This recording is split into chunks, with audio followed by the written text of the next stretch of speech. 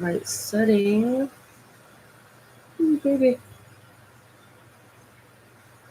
Okay. I am starting the live. Oh, I always get confused when this is all flipped around.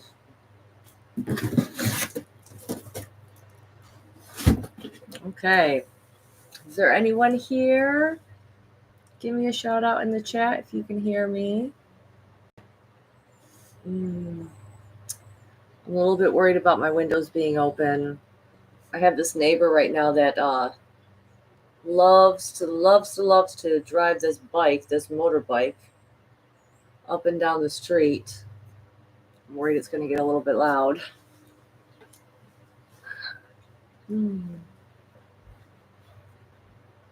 Okay.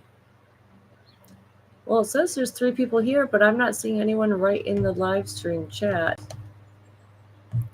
Let's see if I can change it up. No. All right, then. I don't even know if anyone can hear me. I'm a little bit worried if I start this and I record a bunch. Oh, yay, someone. Nice. Okay, thank you, Justin. They can hear. So let's hope everyone can hear it, because I got a lot to say today. Or at least I hope I do. I hope I can get through it all. Plus, we're going to be doing the tarot card pull for the collective. Anyway, so I'll just go ahead and start talking, and whoever catches this later on in the recording, that's perfectly fine too, because oh, hi, Miss Liz. Oh, someone can hear me. Okay, there, it's coming through. Okay, whew. I was a little worried. I was like sincerely worried. I was like, oh my God. I was like, there's no one even here to tell me if it's working. Okay. So I guess I'm just gonna slowly ease into the information today, because I am like, I'm having a rough time. I don't know. We just came out of a bunch of planet retrogrades and stuff like that, or at least Mercury retrograde. Okay, and I just could not for the life of me find the time to like do a live stream and to finish the second part. It took me forever. It seemed like as you guys know, the last time I streamed was I think it was like the last day of March, and I was getting ready to go on my trip to Montana, which I did go on, and it was a lot of fun, although it was cloudy and rainy for most of the time. But let me tell you, I caught up on some sleep, and I basically just slept and ate, and I felt like this is the life, man. I didn't realize how much I was backed up on sleep there, needing the sleep. Let me think. Is there anything else I want to go into before I go into this? Yeah, there is a couple more things. First of all, my continuing saga of my car. Okay, like I finally have gotten my car completely fixed and working correctly. So I'm definitely going to be driving it to the conference, which if you haven't heard about it already, you had to have heard about it already if you're hanging out in this group. The Journey to Truth conference in Grafton, Illinois in May, the second week of May. I will be attending that, and I really wanted to drive there this time instead of taking a flight. So I will be driving because my car is working good now. It basically has been rebuilt, it feels like, from scratch, because like I said, I have had to replace, the alternator, the battery, the one of the front complete headlights, the whole headlight thing, the headlights, the actual bulbs, the front and back brakes. I got new tires, a new starter, and then last but not least, I got a new catalytic converter. So she is rebuilt. She is stronger. She is faster. And she's been running great ever since then. So I'm really not worried about it. And not only that, but I can feel into that event already. I can feel, usually I feel about a month away from something. I can feel into like whatever timeline it is that has been kind of set in stone. So maybe not set in stone, but it's like the one that's grooved the hardest. So this is the groove I'm going. This is the timeline I'm going in. And so I could feel it, I could sense it. I could sense myself even driving a month ago, even when there were still some things going wrong with the car. So I'm happy to say I'm good to go. I'm going to be there. I hope some of you guys will show up there. If not, you can always catch the live stream. Okay. And then the last thing I'm going to talk about, I'll just mention briefly, because I know a lot of people have issues. It's dietary stuff. Okay. I definitely have been struggling a lot with depression. I'll say that first of all. And I know that the biggest part of where this is coming from for me right now is, I've been doing a parasite cleanse. It seems to me like whenever I do the parasite cleanses, the rug from David Avocado, okay, whenever I get I love the supplement, but it seems like it always causes the yeast in my body to overgrow. So I had like a little bit of like yeast. I mean, you know what it looks like. It's like a white film that you can like scrape off. So I could see that that was happening. And my biggest problem is it is literally controlling me at night. And I'll wake up in the middle of the night and I'll be eating these sugary, snacks and stuff. And it's like this is not helping the problem. So yeah, thrush. So I went ahead and got some actual medicine from the doctors called Floconase. I'm pretty sure is how it's pronounced. So I got some of that, and I had like a 7-day prescription of it. And the first time I took it, I had a panic attack, and I knew this is actually a good sign. This is working, okay? Because it was basically all the yeast dying off, all the overgrowth, okay? So I'm like, okay, and it hit me hard. I have been basically knocked out every chance I get. I've been sleeping. I've been feeling really super depressed, really down, just having all these things come in me. But I just feel it in my heart. My intuition is saying, like, this is from the yeast die off. This was that particular parasite, the Candida parasite, all right, taking over. And now it's losing its hold. And so I'm feeling the effects of that. But I'm going to keep going because the other thing I want to notice, and maybe people don't realize this when it comes to yeast overgrowth, but my joints, I felt like, I'm like, damn, am I getting so old now that I wake up and I'm in pain? Like I go to sleep thinking, you're going to wake up, you're going to feel well rested, Every time I was waking up for the past couple months, I've just been in so much pain in my joints, my arms, especially my shoulders, my hand. Well, by day 2 of me taking this medication to kill off all the yeast, I wasn't in any pain. It stopped hurting. So I'm like, wow, I can't believe that was, I just know it. Because now I've slept so good since I've been taking this medication. I don't wake up in any pain. That was the biggest, because I was in pain all day long. I was like taking ibuprofen occasionally and everything. And the other day I realized, wow, I haven't even thought about the pain since I started that medication. So I'm super happy, super excited about that. Okay. So to move on to the more fascinating subject here that we're going to be talking about today. Okay.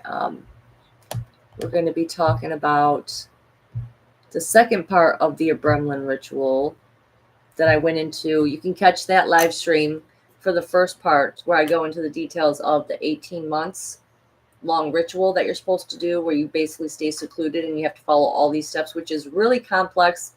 And I really don't see a lot of people who are living in this world right now having capability of taking themselves completely into hermit mode and avoiding people for 18 months. So I didn't really feel that worried by sharing this information with you guys. Plus, this book is out there. It's called, I'm pretty sure it's just called The Abramelin Operation, but it could be under a different name because I know other people have translated it. And at this point, I find it fascinating. I'm almost thinking about buying the book just to have a physical copy of the book. But to get to the point here, okay, so you can catch the first half of that ritual on my last stream if you just go and you click on my channel, okay, and hopefully you subscribed. And if you haven't, please do consider it, and please subscribe to my channel. Yes, I'm trying to reach 1,000 subs so I can do my lives from my phone. I think it would be much easier to do it that way. But that's besides the point. I'm still going to keep coming back here. So it did take me a while to get to the second part, but now I'm here and we're going into the more dangerous part of the ritual. which I found absolutely fascinating. Okay. And it's basically the part of the ritual where you summon the 12 kings and dukes of hell. Okay. Now, the thing about this part of the ritual, it is much shorter, but it is much more dangerous than the first part. Because the first part, you're just doing it to eventually reach summoning your holy guardian angel, your own personal holy guardian angel, into your presence, all right, and learning from them and growing from them, and hopefully with their help, doing this second part of the ritual where you're going to summon these demons, these princes. They call them princes and lower princes of hell, is what some people have called it. So I'm just going to, there are a couple quotes from the book that I'm going to be reading today. So please bear with me because I wrote down these quotes, but sometimes you write it and your handwriting can get a little slippery, all right, or a little messy. Okay. So here is what the thing. Okay. The thing is, if part one of this ritual was all about embracing the good inside yourself in order to embracing all the good that God is, okay, in order to achieve manifesting your holy guardian angel. It's almost like getting in the proper frequency to be in alignment to be able to see something that's already there. Your holy guardian angel is already there. You're doing this 18-month ritual of cleansing and purification so that way you can energetically reach the vibration to where it can come into your awareness. You can see it with your physical eyes. I truly believe that you can do this ritual and that would happen. I do. Okay. So if part one is all about everything that is good, part two is about conquering that which is corrupted and that which is evil. Okay. So here was a bit of advice because like I said, it gets dangerous. Okay. So this is what Abraham, who wrote the grimoire, okay, this is what he said before I go through the 12 dukes and kings. Okay, this one, I'm just going to read the quote. Okay, it says, "This is what you got to keep in mind when it comes to these demons. Evil can know the secrets of your heart. They can penetrate into the." Okay, let's see if I can read this right. Evils can know the secrets of your heart. They can penetrate into and understand that which you are thinking by means of your actions and your words.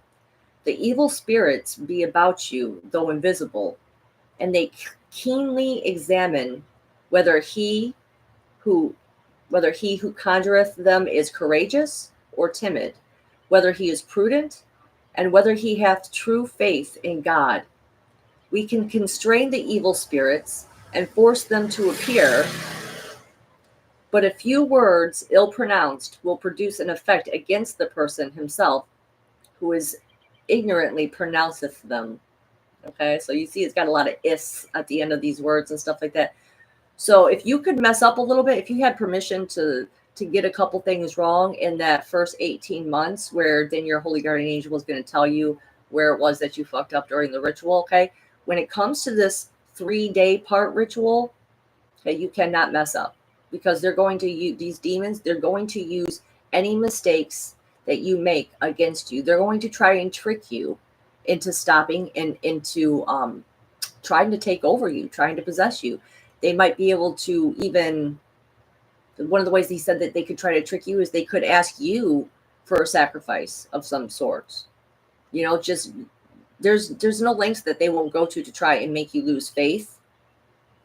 Okay, and try to convince you that you aren't actually a worker for God, that you're just, a nobody, I'm going to assume.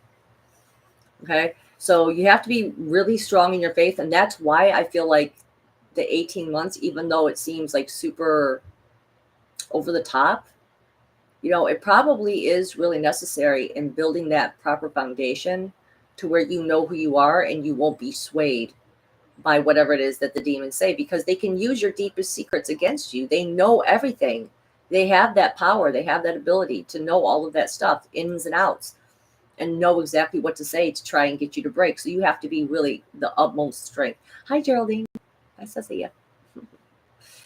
Okay. So here we go.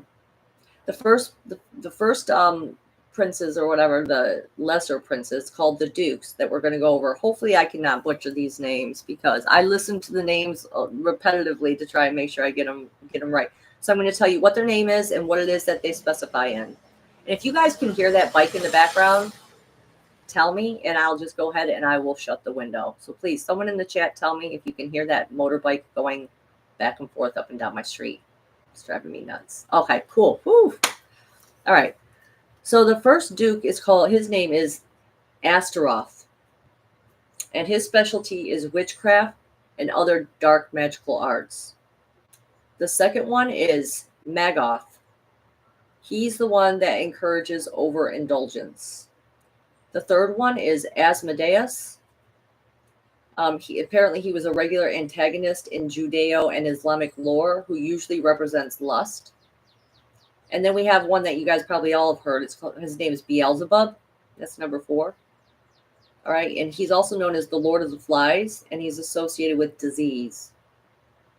The 5th one is named Oriens, which is the ruler of the East Cardinal Direction, who can see into the past and the future. All right. Number 6 is Paimon.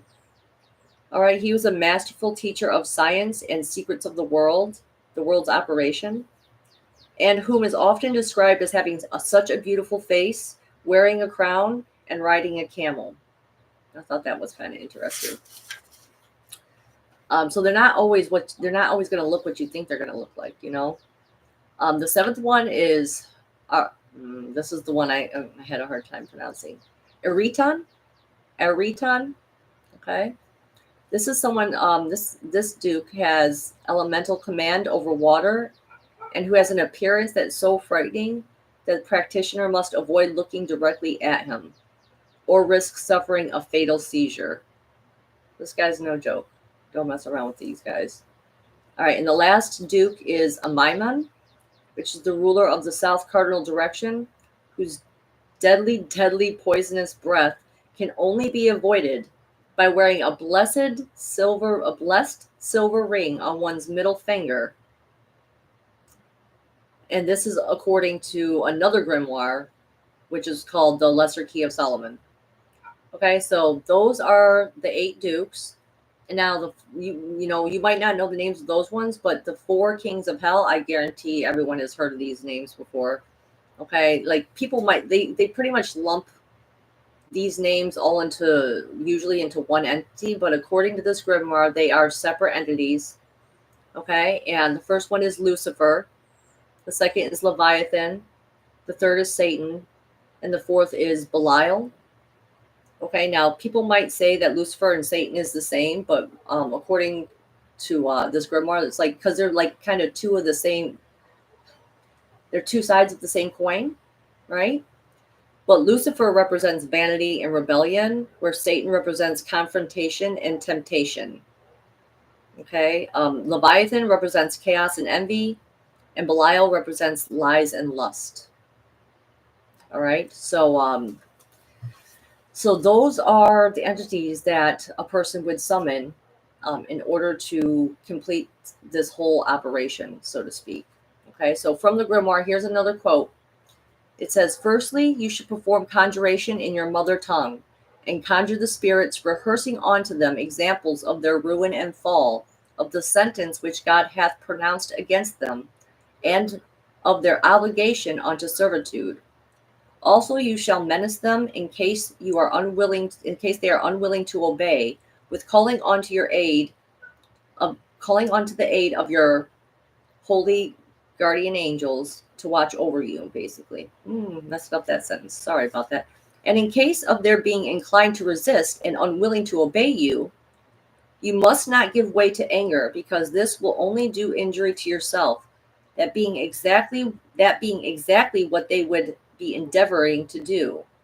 But putting your whole trust in God, with a tranquil heart, you shall exhort them to yield, letting them see that you have put all your confidence in the living and only God, reminding them how powerful and potent he is, and to communicate unto them also the form in which you wish them to appear, the form suggested by your holy guardian angel, who knoweth better than you your nature and constitution, and who understandeth the forms which can terrify you, and those of which you can support the sight. Observing then the doctrine that your angel will have given unto you, and preserving and placing all of your trust in God, at length they will appear in the form commanded upon the terrace upon the sand. Now, when it says upon the terrace upon the sand, because that's one of the requirements of performing the 18th month ritual, is that you have to have a location that has a terrace. You have to have all these specific things. Okay. And sand being is one of them. Okay. So, I mean, he gives a very, very detailed instruction. Okay. In this book, he says the magician needs to fast for the entire 3 days of the ritual. And to handle the evil, mostly this involves invoking the name and the might of God to spiritually beat the archdemons into submission. And of course, following the instructions of your holy guardian angel. So the holy guardian angel that you're going to meet after the 18 months, that is what's going to help get you through this. Okay. So the first day of the ritual, all right, we're going to go over the 3 days we got. Okay. So we got through the introduction of what it is that we're going to be, who it is that we're going to be summoning, how we're going to be doing that. Okay. And now we're going to go over exactly what order we're going to do it. So what are we going to do? Let's pretend like we did this ritual. We summoned our holy guardian angel. Now we're doing the second part. Okay. So day 1, the first day of the ritual, one is to summon the 4 kings of hell and demand an oath of servitude from them. So right off the bat, like you don't go to the dukes first, you go straight to the kings. Because what are the kings in charge of? You know, so if you start at the head of it, they're basically going to be the ones that are going to help you get these other demons into submission. So the second day, which is going to be easier than the first, okay, the magician will command the 4 kings to summon the 8 dukes into the room, who the magician will then again demand them to swear their complete allegiance. Okay, so and I'm not getting into there was like other details about, you know, how you have to draw squares, certain like seals on the floor and stuff like that. Like I'm not going to get into all that because that was just too much, guys. Okay, so I'm just going to keep going with this one. So the third day of the ritual, all right, the magician must summon the 8 dukes directly. So now you went to the kings, you had the king summon the dukes, okay, and now you're going to go directly to the dukes now, because now you have basically got them into submission. Okay, so what are they going to do? Okay, the magician must summon the 8 dukes directly, commanding the dukes to bring with them the armies of lesser demons they control. The dukes will be visible, okay, but the lesser demons who serve will remain invisible. So even though they have all these demons under their control, you're not going to be able to see the lesser demons. You're only going to be able to see the main guys. All right. So it says, however, you will feel their presence all around you. So that is one thing. Just like, you know, he even mentioned when you summon your holy guardian angel, like you'll know its presence. You'll see it. The first way it'll show itself usually is through smell. So you'll smell something and then it'll appear. All right. Well, the same thing happens with the demons. All right. You're going to feel their presence around you, but you're not going to see the lesser demons. You're only going to see the kings and the dukes. So and here's the funny thing about it is that Abraham actually had advice, which I thought this was rather funny, actually, that he's basically going to tell you not to be too hard on the demons. This is weird. Okay. So this is another quote from the book. It says, "You shall not be too rude and insulting in commanding them, or your holy guardian angel may instruct you not to be so rigid and severe with them." I thought that was kind of funny. Okay, like they're demons, but let's not be. But I guess that would be bringing out your own energies of anger and just ego, I guess you could say. So that would give them kind of an in, you know, to mess things up. All right, it says, if they should, okay, so here's more of the advice he's giving us. All right, if they should appear with tumult, here we go. If they should appear with tumult and insolence, only show them the consecrated wand, and if they continue to make a disturbance, smite upon the altar twice or thrice. Okay, so you can put them in their place with the wand. You can put them in check. After summoning it, it is not necessary to send away the spirits because they themselves are only too glad to be far away from you. All right, so they don't want to be there, any more than we really want them. We don't want them to stick around, right? We don't want them to stick around. Okay, so now that you're in full control, what are some of the powers that one can use? Okay, this Goetic Grimoire describes a wide range of potential spells to achieve superhuman abilities, such as flight. You can fly with these powers. You can, somehow you can use the magic spells in this grimoire, and you can achieve flight, invisibility, love spells. Here's a funny one: finding buried treasure spells. Okay, basically treasure hunting with demons. That is what one of the spells in this book is for. All right. Specific powers the 12 kings and dukes of hell offer. Okay, now all these different spells. Okay, there's this Abramelin Grimoire. It's a 4-part book. Okay, so it's got 4 books that make it the whole book. All right. Well, the 3rd book is full of magic squares, which are basically cryptic letter puzzles, and these are the things that are going to give you these powers. These are the spells that you have to decipher in order to use them properly. And here's the thing: I'm noticing how shiny I am. Sorry. You have to have completed the first part of the operation and have actually summoned your holy guardian angel for them even to work.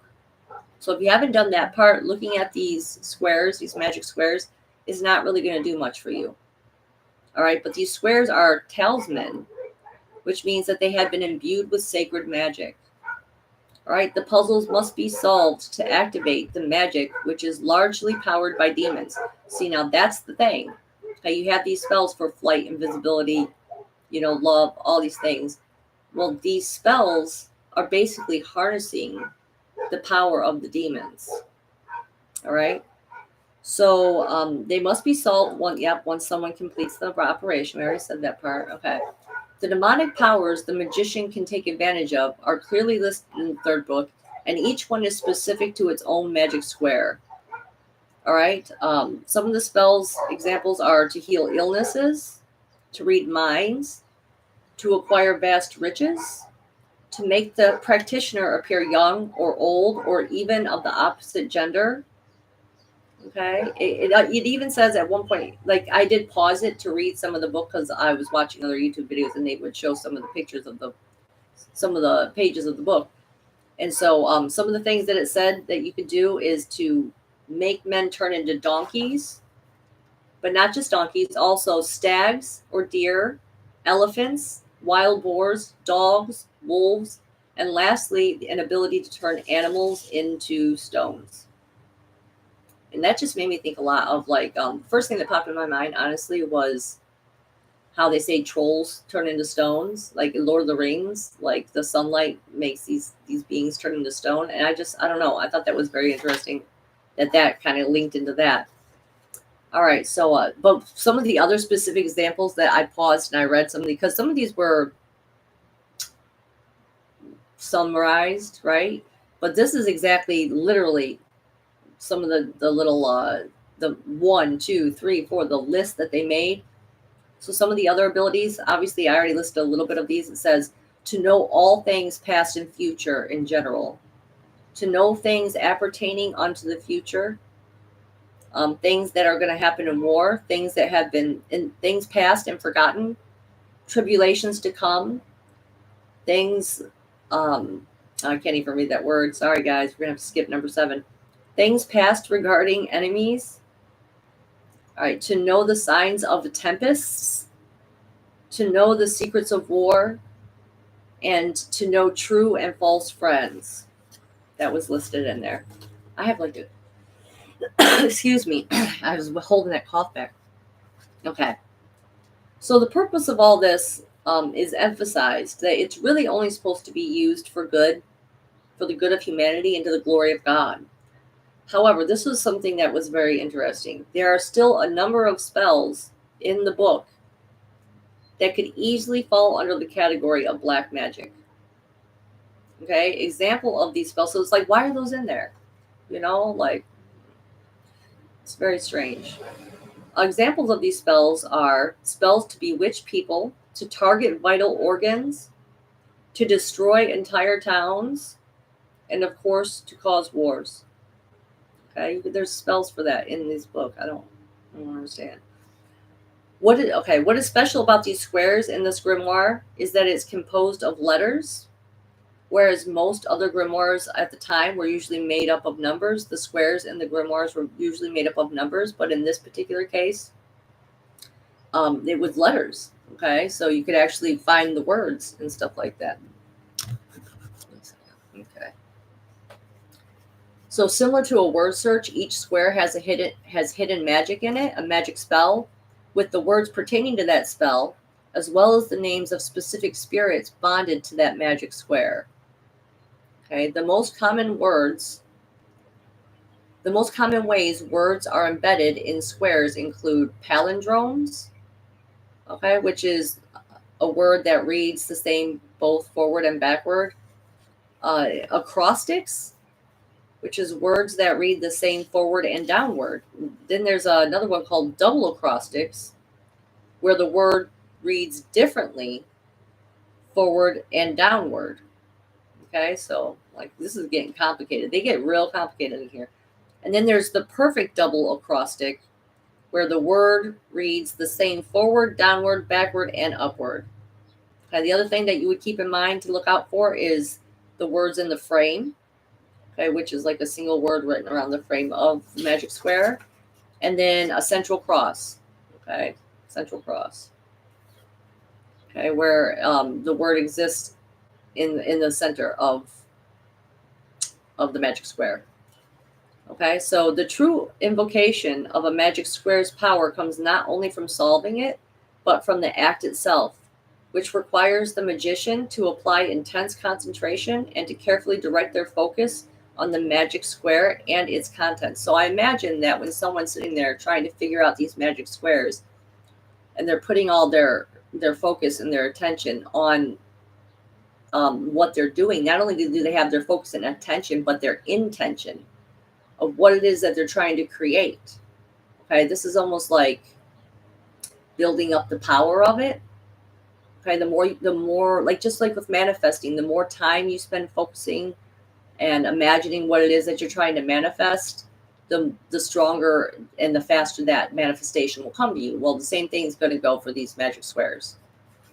Okay, so there's only one other part that I'm really going to touch on real quick, and that is the part about Aleister Crowley. Like, because really, Aleister Crowley is the reason that this Abramelin operation, this Abramelin Grimoire, that's the reason that it even got the notoriety and publicity that it did, was because this was one of the books that was passed down to Aleister Crowley from another member of the Golden Dawn, the Hermetic Order of the Golden Dawn. Okay, and he loved this book so much that he actually inspired his leader at the time, the leader of the Golden Dawn, which was Samuel Mathers. He convinced him to do the first English translation. Okay, the only problem with that was the book that he was translating from, apparently it was from a French version of this book. So they said that Samuel Mathers' translation was actually flawless for the actual book that he was using, which, like I said, was a French book. But this isn't originally a French book. This was originally a German book. Okay, and it's actually said that it's possibly that it was even older than that it was actually first written in Hebrew. So it's just like a game of telephone. Like, oh my God, am I going to have to keep coughing? Oof. Anyway, sorry, excuse me, guys. So it said that not only was his translation from a version that wasn't complete, okay, it was missing like two of the books or one of the books, which, like I said, there's 4 parts to it, right? Not only that, but it didn't even have all the magical squares. Like the original had like 251, and this one only had 246. But again, that's not really saying anything about the translator himself, because he actually had a bad version that he was translating. Okay. Also, I already mentioned last week, last stream, I mentioned that Aleister Crowley had tried to perform this ritual at this place called the Boleskine House. Okay, and he failed at it. And they said that he left a portal open to hell, and that's why all these absolute tragedies happened at this location. Okay, because apparently 3 months into the ritual, which granted, he wasn't even going to do the whole full 18 months that was supposed to be done. He was only instructed to do 6 months because that's what his teacher, Samuel Mathers, had translated for him, that it was only supposed to be 6 months.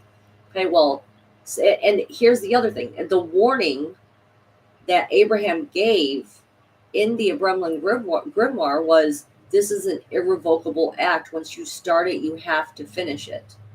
Okay, well, he only went for 3 months, and then he got called away. Somehow, even in his solitude and his confinement, Samuel Mathers pulled him away because of some issue that was going on inside the Hermetic Order of the Golden Dawn. All right, so he got pulled away and he quit it. But he went back and he did a second attempt at the Abramelin operation. And in the second attempt, after altering the ritual to suit his own personal style, it was a success. And later on, he goes to actually tell people, like, he thinks that you have to alter it, just like people are unique. He's saying, like, the way you should go about summoning your holy guardian angel, that too is also supposed to be unique. But he still used a lot of the principles and the beliefs in the way that you prep for it, the purification process. He still did most of those, okay? But there were other faults in the translation, apparently, too. Like Samuel Mathers, the thing he translated for the oil, that you have to have this whole special oil, like he got one of the ingredients wrong. So, like, there were several things that Aleister Crowley did that were different, but apparently he still achieved success at summoning his holy guardian angel. Okay, he said that he reported that a manifestation of a shining figure who claimed to be from a mysterious magical order that only called itself AA. AA. Okay. Okay, this holy guardian angel offered him an invitation to join their order, the order of the AA. Okay, and Aleister Crowley accepted this, and in a few days later, he had an even more mystical experience, which he considered to be his first true meeting with his personal holy guardian angel. All right, during this meeting, the word agoades, which means body of light in Greek, this word kept popping up into his thoughts, into his minds. He kept thinking agoades. And so that was what he chose to call his personal guardian angel, his holy guardian angel. And indeed, that probably was the name of it, because I know that's how they talk to me a lot. They just put a word in my head and they just keep saying it until I figure out, oh, I'm supposed to, like, study up on this word. Just like the word grimoire. Okay, like, I didn't know what that was until I started going into this. Now it's all I ever hear. In fact, I'm watching a whole show where the main character, which is this elf, really powerful elf, one of her favorite hobbies is to go and collect different grimoires that have different spells so that she can just take on this huge body of knowledge when it comes to spells. All right, so it was this Abramelin Grimoire that helped, like I said, helped lay the foundation for the practices and the beliefs of Thelema, which was the occult religion that Aleister Crowley would start. Okay. In Thelema, all right, the summoning, that's the thing about Thelema, okay? Summoning of one's holy guardian angel was of utmost importance. Basically, for them, it was like, you got to summon your holy guardian angel, and that conversation with your holy guardian angel is the most important thing. Okay? Okay, I think I'm pretty much at the end of it. I'm trying to think if there's anything else I wanted to mention about it. Like I was saying, they think that they might have even found the real guy who this book was supposedly, because, he wasn't using his real name when it came to Abraham of Worms. Okay, the guy who originally wrote this book and took the journey that he took in order to find all this information. All right, they said that this guy's name might have been this guy named Rabbi Molin, because the guy who translated the first like German version, like not the Samuel Mathers, okay? This other guy, and I could not say his name. It looked like George. It wasn't though, okay? You'll have to look this up on your own time, all right? But when he actually translated it, there was so many details in it that he linked up to this one particular rabbi that he really does think that this rabbi who lived in Germany, who's even buried in the city of Worms, just like Abraham of Worms, where he was from. Okay, he really believes that this could be him. And the thing that really stuck with me that I'll leave you guys with here on this subject was that my gut instinct and intuition, okay, the fact that I'm even coming across this information, I really feel like I'm familiar with this stuff. I feel like there's definitely a past life connection to this information, and I think it goes back to Egypt. And I thought it was kind of funny because it lined up with some of the research that the guy who was translating it from, because supposedly the city of Iraqi in Egypt, which is not a city there anymore, okay? It's an abandoned city, okay? They say that when he did some research on it, that there was actually, back in the day, there was a cult. It was called the Cult of the Nameless Angel. They found traces of that. All right, so I'm thinking that's where this originally came from. But grimoires, I guess apparently they like to claim to be older than what they actually are. But when it came to this one, they said that the oldest recording of it was 1458. And then Abraham, he came out, it was like 1608 was when all that other stuff came out. That's how far back they thought it went, okay? But the earliest recording of it is 1458. And they think it was originally written in Hebrew. And they found traces of it all the way back into Egypt. So I really think that's why I came across this information. And I really hope you found it as fascinating as I did. If you missed any of the second part of the ritual there, go back and rewatch, guys. Okay, so excuse me. Okay. So that was fun to go through. I'm not going to lie. Okay. I was a little bit nervous about going into all those different names because, like I don't want to connect with those energies. I don't want to connect with those beings. I don't want to connect with demons, but I did think that it was fascinating that you would use a connection with your own holy guardian angel to connect with demons, to do God's work here on earth. Like, aren't there magical squares that are associated with angels? Can't there be some magical spells that have to do with angels? I'm wondering, like, why did we have to use, why demons? I don't know. I'm sure there's more for me to figure out and understand. And I'll let you know because I'm fascinated about grimoires now. So I think I'm going to be looking up a little bit more information on some other interesting grimoires. And hopefully you enjoyed that. But let's go ahead and get into it because as you can tell, I'm not really feeling the best. I'm not really feeling the best, but I was like, God damn it, I am going to do my stream today. If I let it go one more week, I'm going to feel like 3 times as bad. And I was like, I have to get back out there. But, I've been working hard to pay for my car. Working hard, guys. Oh, let's see. Some people joined. Hi there, Matthew and Honora. Hi, Joanna. Nice to see ya. Ooh, a grimoire mention. Okay. I definitely going to be looking up that one. Yes. Thank you, Joanna. Yeah, I literally have been working every day almost since I came back from my trip to Montana. I take maybe one day off a week and I take like half days here and there, but I've just been pushing it. Plus, another reason is because I know the conference is coming up. So I'm like, I'm not going to be able to work for that whole entire week, so I really got to make sure that I bring in all the money that I can. Okay, I'm aware. I'm here. I hear what you're saying. Okay, I will be aware. But that's what I find fascinating. It's almost like, I shouldn't feel guilty about just being interested and fascinated by something, right? I don't know. I can't stop myself. I'm like, I feel like I burned through all the light stuff. Now I want to understand the darker side. Not because I want to go be a part of it, just because I want to understand humans in all their depths, all light and the dark. Okay. Anyway, that's my little rant about that. So let's go ahead and let's pull the fortune cookie. Who's ready? Oh, there's another person in here too. Hi, Sandy. Nice to see you. Are you coming to the conference? Oh, I hope you are. I'm pretty sure that's the right Sandy, right? Yeah, Song Joy, of course, the singer. It's got to be you. Okay.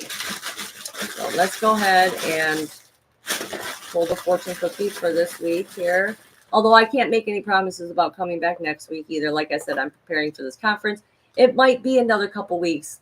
I don't know. I got to find a way to get my routine back, because I'm struggling with it, guys. I'm struggling with my routines in every direction. I'm struggling. I'm definitely overworking myself. I definitely need to learn how to take a break, So anyway, let's go ahead and clear the energy. Hold on. Just gonna clear that. Okay. Let's pull fortune cookie for the collective.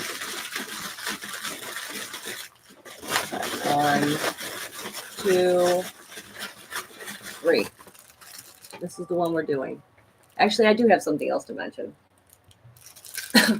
It seems like recently for me, okay, like there was a period of time, okay, and I mentioned a lot of these in my previous live streams, like all the different times where it's like I can just say something and it will happen, right? I'm thinking something and it'll happen. Okay, well, I've been having it happen again a lot more frequently, like noticeably frequently, but almost not always in a good way. And I never really paid much attention to that until I've gotten really specific lately. And I'm going to tell you, I'm going to share the details real quick. Okay, like for instance, okay, this is embarrassing to admit to. So I'm door dashing like I normally do. And when I get to go drop off the order, I have to put my car in park in order to get out, right? You got to put your car in park. Okay. Well, there's a couple times where it's like I forget to put the car in park and I almost get out of the car right before it's in park. Okay. Well, yesterday I told myself, I said, oh man, remember when you used to almost not put the car in park and your car would start to drive and it would take you a second to click on? I was like, oh, yeah. I was like, watch that happen today now. Watch that happen today. And the worst it ever happened. It happened right in front of a customer. I had their order in my hand. I'm getting out of the car. I take my foot off the brake. My car starts going forward like, oh, they're shouting at me. I'm like, oh, I didn't drop the food. Didn't drop the pops. Like they got the food just fine. But how embarrassing. How embarrassing. But, then there was another one. And there's one more I'm going to go over. And then I'm going to, go on to the fortune cookie and tarot cards. So, because I know people in this community, you guys pay attention to this stuff. I'm not the only one who has this ability. I know it. Okay. I know I'm not. But how freaky is this? Okay. I'm watching TV with my son, Isaac. We're watching an anime. Picture it, like Wayne, Michigan, 2024. All right. We're watching anime and my window was open. And like I said, there's this bike, this person runs up and down the street it's a motorbike, and it's so annoying. And so we're trying to watch this anime and I don't want to have to keep blasting the volume of it. And so we're both kind of, me and him were like kind of bitching about the bike. And my son says something like, I'm just going to take a rock and I'm just going to throw it at the bike and it's going to, go falling over. Because, okay, he's an Aries, so he automatically chooses violence usually. Not he's a teddy bear. He's not actually going to hurt no one. But, so he says this. And I was like, yeah, you're just going to make them flip off the bike and have the bike just, go do its own thing. And he's like, yeah. So I get up and I'm going to shut the window. Okay. As we're talking about this, I get up to go shut the window and I look outside and I'm not joking. The guy literally falls off the bike. The bike goes flying down the road. Right as we're thinking this and saying this. I'm like, what in the... But, good things have happened. Good things too. I have good things happening too, where it's like, I'll tell myself, okay, I'm going to make this much money today. And then I like make that on the dot. I feel like the more I empty out all my own personal stuff, the more I'm not thinking of like worrying, that more I'm not letting my mind be distracted with worries. And I'm just, like, God, use me as your vessel, please.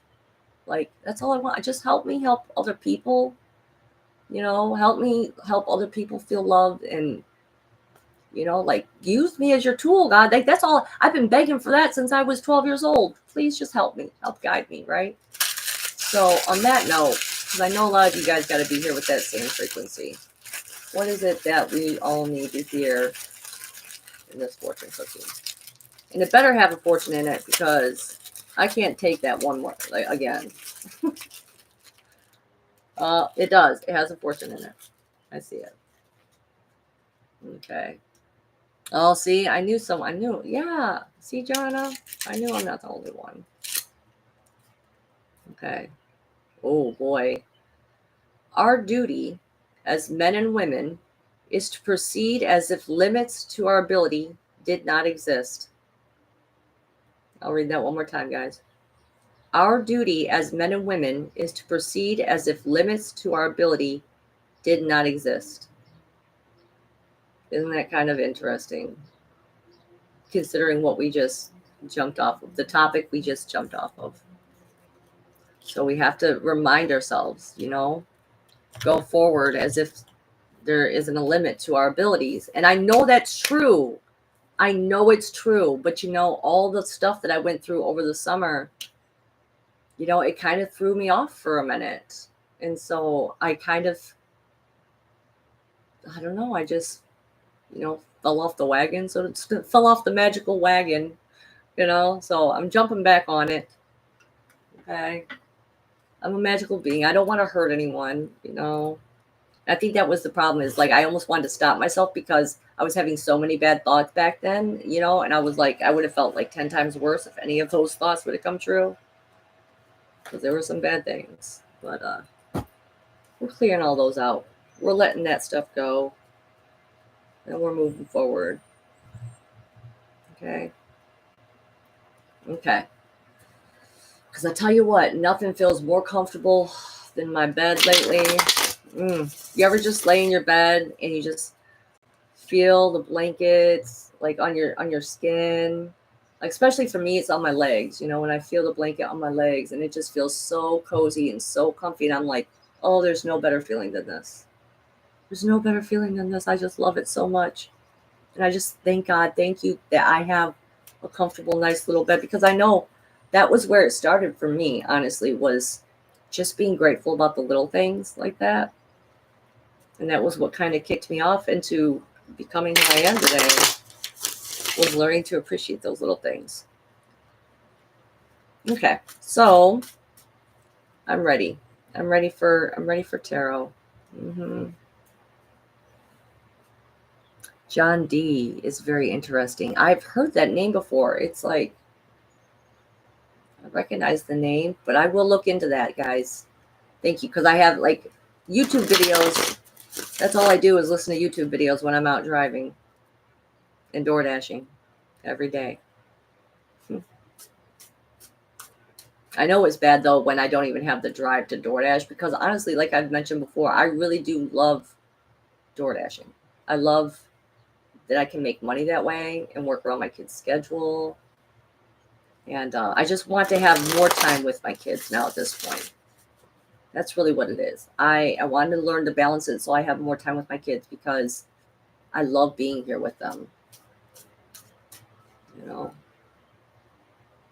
Okay. So let's get on. Let's keep going. Okay, clearing it out. All right, what is it that we need to hear? Do request, please. What is it?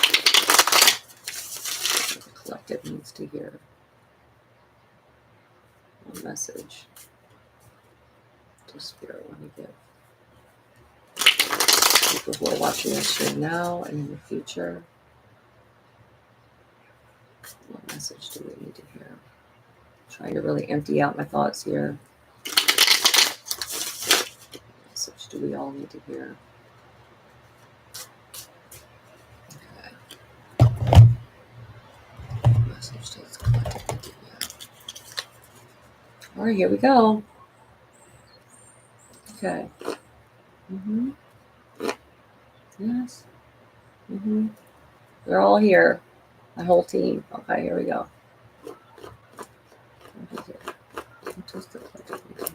First card. Boop. Okay. First card we got is the Eight of Swords. So this is a little bit of a tricky situation. This is kind of feeling trapped, kind of feeling like you can't move, that there's nothing you can do. You don't even know what's happening. You don't know what's coming. You're basically just in a spot where you're just surrounded with your own ideals and there's no moving forward. Okay, there's no moving backward. It doesn't feel like you can anyway, because you don't have all the information that you need yet to take that next step. Okay, this is you might be being plagued with a lot of anxiety. Okay, and just a lot of intrusive thoughts I'm getting. Okay. Gosh, the other thing they're saying is like a foggy head, right? They're saying like there could be a clearing that needs to be happening around the eyes and around the head. All right.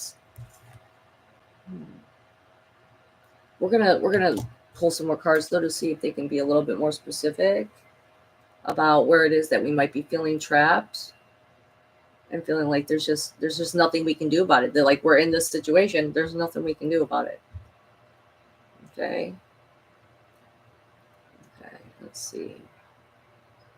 All right, I was just trying to see if there's anything else the card wanted to pull at me, but it didn't. So, all right, I'm gonna ask Spirit now. Could you clarify more? What's the rest of the message that I'm talking about? Could you clarify more? Yes. Okay. We got the Page of Swords. Came out for a visit here. Okay, so maybe the reason that we're feeling like we can't move or go forward yet is because maybe we're a little bit nervous, okay, about embarrassing ourselves or coming in too hot and too fast, honestly, with that sword, which is the tongue, right? All right, and maybe because that's the thing about the Page of Swords. He gets real excited to help. He gets real excited to get in there and take charge. Okay, but he's still inexperienced. And he still needs to learn how to control his words a little bit better. All right, so maybe there's a reason. Maybe there's a good reason for that hesitation and for that pause. All right, like sitting with your own thoughts, sitting with your ideas. Think, how do you want to get everything out? I know I have been struggling with my words lately. I thought it was just Mercury retrograde. I have been struggling with getting things out lately, even when it comes to like writing things to people. Feels like, I'm tripping up all over the place. So where is it that you want to go rushing in and you want to go help save someone, so to speak, or help fight a battle with them, but if you jump the gun and you go in there too fast without knowing exactly what it is, like having your foundations laid of what it is that you want to say, then you might feel like you look immature. You might feel like you might accidentally cut a few heads off, so to speak, when you come rolling in there with that sword. Okay, so let's go ahead and pull one more. Okay, let's see. Yeah. What's the last part of the message?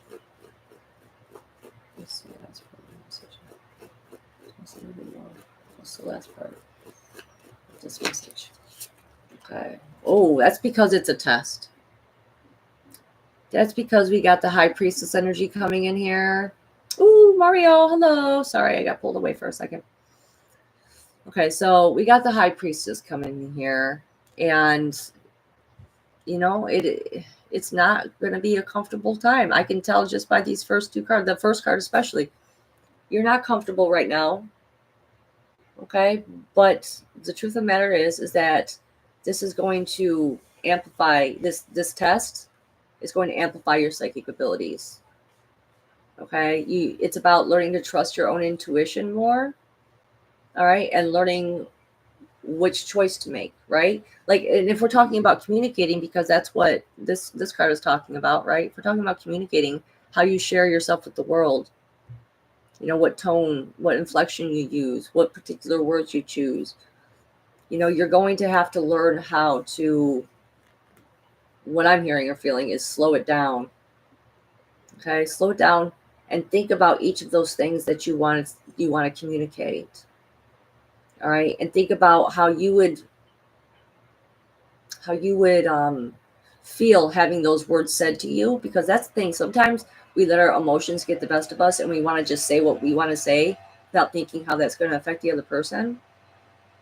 You know, so when it comes to sharing ourselves verbally, maybe slow it down and really think about how being in that other person's shoes and how it might be received to them. Okay, because this is about upgrading. You know, this is about upgrading the way we communicate with people. All right, and the high priestess is here to guide us. Again, this is saying that, like she's saying, like we all have really strong psychic abilities and gifts. And personally, I could use the upgrade when it comes to talking, because I feel like I've just been tripping all over my words lately. Like even writing all that stuff down, I was like, oh, does this sound okay? Does it? Oh, we're just gonna go with it. Read it. Okay. Oh, I know, right? I know, Mario. I agree with you on that one. Okay, so I guess to summarize it, like I said, we got that Eight of Swords, which is kind of feeling stuck, kind of feeling like we were just, we couldn't move forward with all of these thoughts that we had in our head. All right, all these ideals that we wish we could use. And maybe we couldn't even see what those were. Maybe they're just showing up as anxieties. Okay. And so we want to express it. But again, the blindfold was there. So we don't have all the information we need yet in order to be able to come into the situation knowing exactly which way to go when it comes to how to best help, how to best verbally communicate, what to best verbally communicate. All right, in order to be able, because we're all connected. So when you're going to go say these words or communicate with someone, you're going to most likely feel the reaction that you get from that person energetically. All right. And if you want the best reaction, then you're going to have to take your time and realize, you know what, maybe sometimes I need to wait for more of the information, or maybe sometimes I need to let it play out a little bit and think and daydream and pre-plan. Like, okay, if I said this, how would I feel if this was being said to me? You know, that is really the biggest, the thing that I think I need to practice on when it comes to communicating sometimes. It's just, how is that going to be felt on the other hand? And how would I want to be talked to in order to feel the best, even in a bad situation? Okay. So, oh, thank you, Selena. Appreciate that. Mm-hmm. And last but not least, so we did the tarot, right? We did the fortune cookie. The last I was thinking, because I did do this last time too. Do you want me, guys? Okay. Wow. See what I'm talking about? I can't even talk. Like Page of Swords coming in here. I don't even know what's about. Okay. Do you guys want me to pull an oracle card, or do you want me to do the Adventure Time tarot? Okay. Like I can do one or the other. I know where they're both at. They're over here. So say in the chat, oracle or Adventure Time, and we'll pull at least one more oracle card, or I'll do another 3 card of the Adventure Time. Adventure Time. Sorry, first one. That's all I needed to hear. Adventure Time. Oh, speaking of, I've been on another Adventure Time kick as of lately. In fact, you know, even when I was doing the research for that Abramelin Grimoire thing, there was an episode today where both of them, he says it twice. The Ice King in 2 different episodes says and shows, he says, I can see things with my wizard eyes. And then they'll show you what he can see as opposed to what you can see. And he can see all these crazy spirits that are all around. And I thought that's kind of funny. All right. I love Adventure Time so much. Okay. So let me shuffle this big tarot deck. Okay. Here are the energies.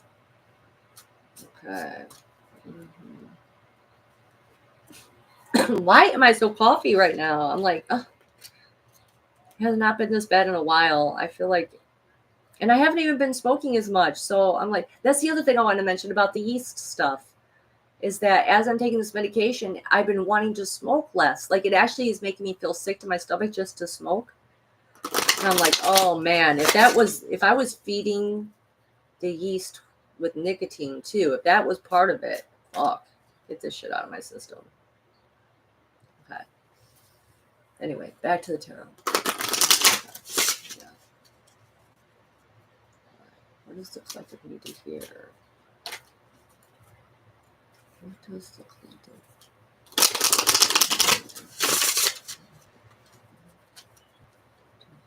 That you please assist me in doing this tarot reading for the collective.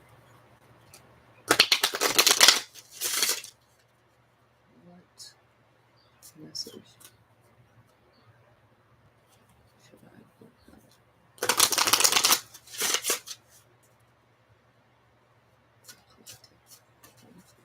What message do they need to hear? One more time. I just got to mix up the two.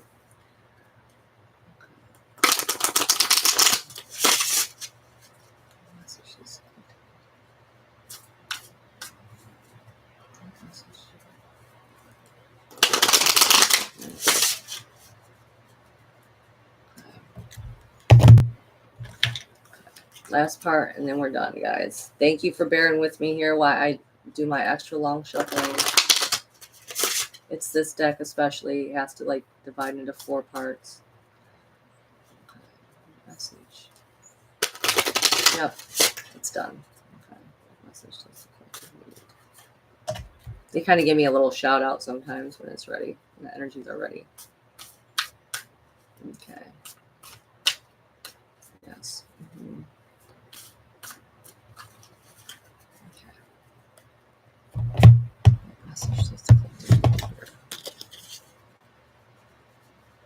Okay, here we go, guys. It's adventure time.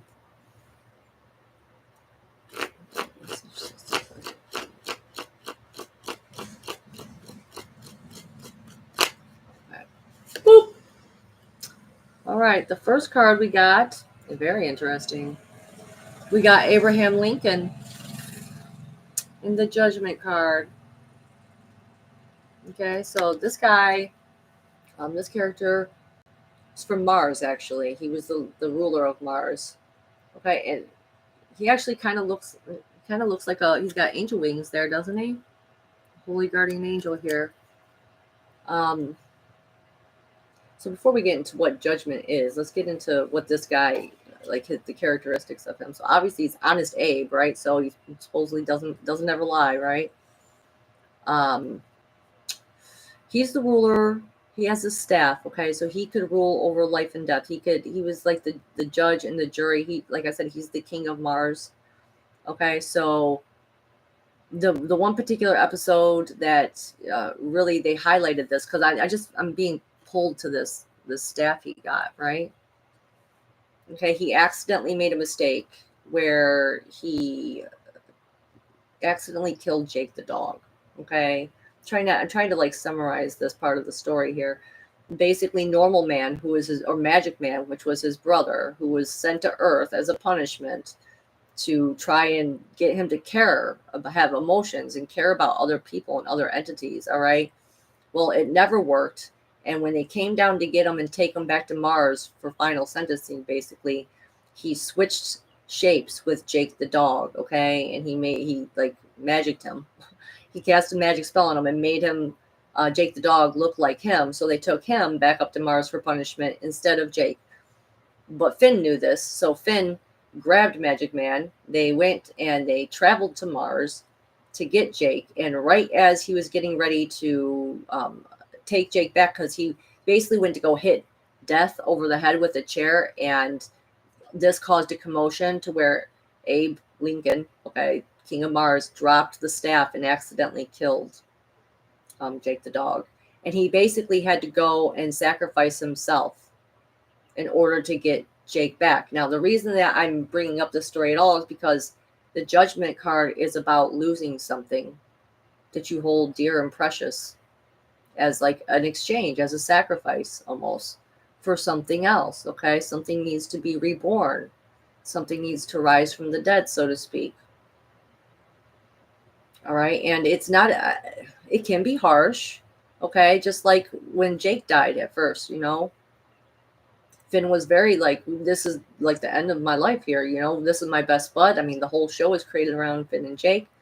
Okay, and Abraham Lincoln, okay, he knew how wrong it was that all this happened, and it was because of him, because they wouldn't listen. Jake kept telling them, I am not that guy. Like he tricked you guys. He has swapped places out. I'm not that guy, and he wasn't listening.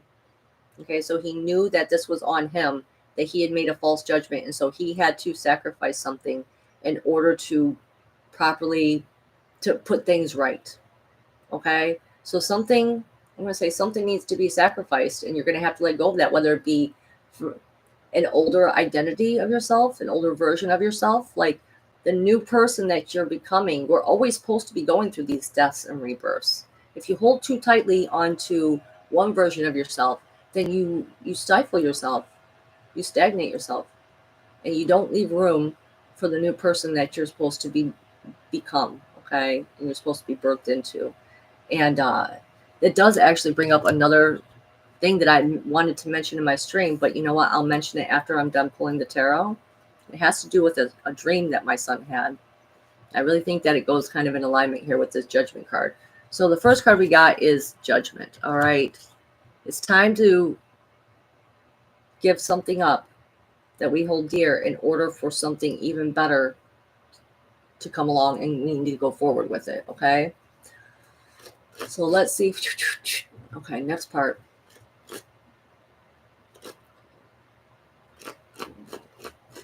Yes. Could you guys explain a little bit more? What's the next part of the message? What's the next part of the message? This one. Okay.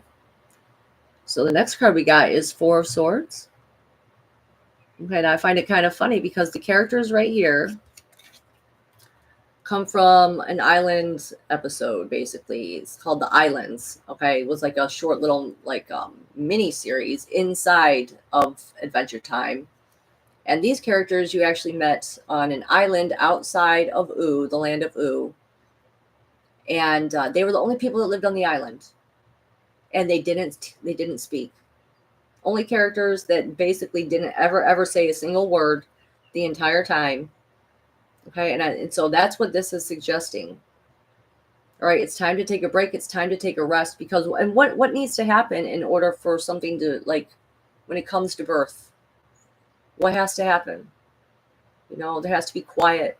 There has to be darkness. You know, it's birth is something that we all go through alone, basically. You know, being born. Think about an egg. You know what I'm saying? Like, it has to force its way out of that shell. But first, what does it have to do? It has to wait. It has to wait in that darkness. It has to be still. It has to be quiet. It has to be. I mean, it doesn't have to be the still and the quiet, but that helps, especially when it comes to midwifery. Okay, whenever a woman's labor would stall, what we would do is we would put her in a room alone. Okay, and turn off the lights and tell her to rest, because that was going to increase the hormones inside of her body, because light that goes into your eyes actually causes the contractions to slow down or stop. That's why most babies are born at night, because there's no impediment from the sunlight on the hormone production. All right, so this is very similar to that. We need to take a break. We need to take a rest, because if what we are doing is rebirthing ourselves, all right, and becoming a new version of ourselves, then it's going to take that stillness, that quiet, right before the big push. All right, so let's keep going though. Let's pull one more. Okay. Yeah, stop. Okay.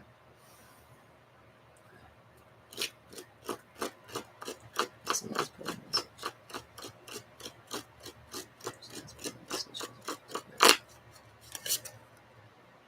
Okay. We got the Four of Wands. Okay. So this particular character, this is the father of Bimo. Okay. Bimo is a beloved character. One of the main three, I guess you could say. He's, there's Finn, there's Jake, and then there's Bimo. And Bimo is the sentient robot that was the only robot that this creator was able to make that had true childlike wonder. Okay, so he was always forever a child, and he saw life through the innocence and the beauty of a child. Okay, so this was his creator. All right, and the Four of Wands, you can even see all the little most, like this is like a gathering in the home. All right, this is some activities that you do in the home. It's like, just like how I was talking about with me wanting to be here with my kids more and stuff. It's that kind of a feeling. It's that kind of energy. I feel like that is going to be the best environment and situation for you to be in right now, in order for you to go on to that next step, in order for that judgment card to fully pass and go through. Like, it requires that you be in your home, doing your natural activities, doing things where you're together with your family and you're enjoying it. It's cooperation, it's harmony. Okay, but basically take rest, take time, be at home. Like for me, I would say that this is definitely saying I need to take more time at home. I need to figure out how to do my routine better at home, because that is what has been troubling the most. Okay, but obviously you're going to take this in your own way. I'm trying to think if there's anything else that I can see off of this one. Like, everything has its place. Like, that was the most beautiful thing about when you do get to see the creator of Bimo, and you get to go to the city which he was created. And Bimo always thought he was all alone, right? But no, he had all this family back at the shelter that he was created at. And when he got to take a peek inside, like, every single little individual had their own place and felt needed and felt wanted and felt loved. And I feel like that's what's really important when it comes to the home life. I mean, this is what's coming out now, and I usually just trust what's coming out in the moment when it comes to these readings. So focus on that. Focus on how you're making everyone else feel like they have a secure place to be, like they feel seen. For me, I would take this as like, spend time enjoying the fact that my children feel seen and loved and nurtured and cared for. All right, is there anything else? Other than, no, I think that's pretty much it. Other than just like doing activities that are in an enclosed space, and whatever you're doing repetitively at home, whatever you're in your own comfortable space, right? You're taking a break, you're getting some rest, you're building something, you're doing something, creating something in your space. Eventually, you're going to be able to take whatever it is that you're refining your ability on. Okay. And you're going to be able to take it out there to the outside world. You're going to be able to get out of the box eventually. But now is not that time. Okay. Now it's time to enjoy your home life for a little while. All right. That's all I have to say. Hopefully that resonated with some of you. I know it did for me. But sometimes you can't win them all, right? So hopefully that resonated with some of you. Okay. Yeah, I hope that resonated for you, Joanna, because they kept making me think of you. I was like, okay, Joanna, yes. Beautiful Joanna. Okay. Oh, thank you, Selena. I needed to hear that. Like I said, I've been having a rough time. And I'm sweating because it's getting hot in my room. But yeah, I remembered. Okay, so the last thing I'm going to tell you guys is, for me, about being the whole death rebirth process. My son David, I named him, his middle name is Joseph. The reason I named his middle name Joseph is because of Joseph from the Bible, the one that could interpret dreams. Okay. And I really loved that story when I was growing up. And so I always, give names that mean something when it comes to choosing names. They mean something personal to me. Okay. And so my son David, he has these dreams every now and then, and he comes and he tells me these dreams, and they usually end up being so significant for my life. All right. Like the ones that he comes and tells me the most of are the ones where I'm in it, obviously. And so a lot of times they're bird dreams. Okay. Like he had one a couple years back that basically symbolically translated into me moving to the house that I used to live in before this one. And it had to do with birds. It had to do with a red cardinal getting a bunch of blue jays from one house to the next house. And then an eagle tried to come and swoop and get the red cardinal, and it turned into a phoenix. It like came on fire, and it tried to go into my old house. Okay. And this was very symbolic and very meaningful for me at the time. So the thing that I kept thinking when I kept seeing that judgment card, that I'm like, how do I even talk about this into that tarot reading? I couldn't figure out a way to loop it in, but I figured I could just tell you guys now. So for me, my son David, he had another dream just recently. All right. And it involved birds again. And he said, I was there and there was something happening. There was this mourning dove, a mourning dove. I love mourning doves. I love the way they sound.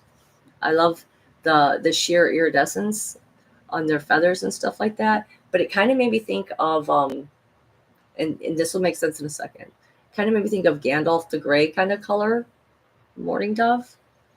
Okay. And apparently this mourning dove was giving birth to a bird, but it wasn't laying an egg. It was giving birth like it was giving birth to a mammal. Okay. And it was giving birth to a new bird. And I was helping it. The bird be delivered, the new baby bird. And when this bird came out, it was white. It was white, and it had tendrils that were coming out of the top of the head, he said. And David said that he was like worried about it for a second. I said, oh no, it's nothing to worry about. It was like wiping amniotic fluid off this white bird. And it was a happy occasion. And for me, after he told me this dream, I thought, okay, so this is a hard time for me because I am being reborn into a new person. Like nothing of my life looks the same as it used to. My routines are all broken. I have all these other new routines that are like fighting to win out. Which one's going to be the thing that I do the most of? I'm trying to pick all the healthier options, and I think that it's going to happen for me because, Gandalf the Gray turning into Gandalf the White. That's what it made me think of. Okay. The gray bird giving birth to this new white baby bird.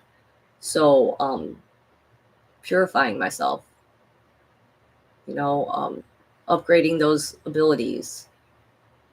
All right. I feel it inside of me. I feel like it's almost time, but it's not quite time. Like I haven't quite figured it out, but I'm going to figure it out. And so that was what I was trying to share with you guys. I can hear my voice is just terrible today. I'm so sorry, guys. Yeah, I'm glad you guys like to hear them. I love to share them. All right, I'm done. I've done. So thank you guys. Jupiter and Gemini coming soon. Oh, is that when it's going to happen for me? Because I am a Gemini. I don't know if you remember that, Mario. I'm a Gemini.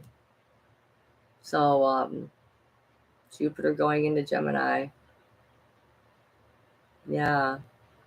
Wait, Mario, when does the Jupiter and Gemini come? Someone's asking. When does it come?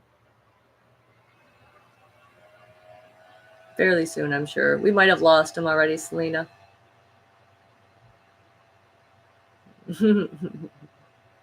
Oh, you did remember. Sorry, I know there's like a delay in the chat, so it takes a second. May 25th. Okay. Oh, thank you, Matthew.